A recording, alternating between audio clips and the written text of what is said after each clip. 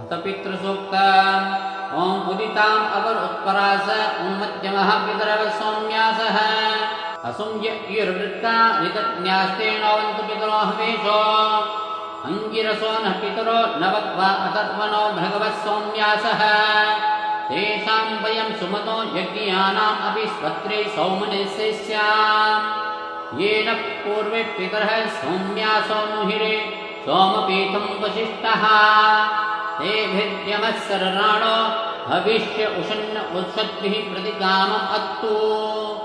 त्वं सोमप्रचकितो मनीषा त्वं रजिष्ठम् अनुनेषि पन्था तव प्रणीति पितरो न देवेशो रत्नम् अवजन्दः नीराः वयाहीनः पितरो सोमपूर्वे कर्माणि चक्रुः पवमानधीराः वन्वन् अवादः परिधिन्नृपोर्णो वीरेभिः अश्वैः मघवा भवानः त्वं सोमपितृभिः संविदानो द्यावा पृथिवी आततन्तः तस्मै इन्द्रो हविषा विदेम वयं स्यां पतयो रयीणाम् बर्हिषदः पितरः उत्त्यर्वागिमावो हव्या चक्रिमा जौषध्वम्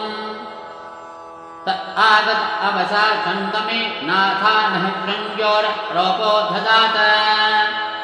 आहं पितृं च सुविदत्रान् अवित्सि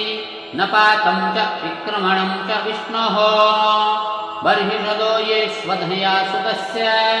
भजन्त पित्व त इवागमिष्टाः उपहूतः पितरः सौम्यासो बर्हिष्येषु निधिषु प्रियेषु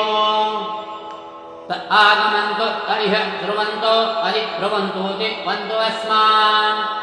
आयन्तु नः पितरो सौम्यासो निःश्वाता पतिभिर्देवयानिः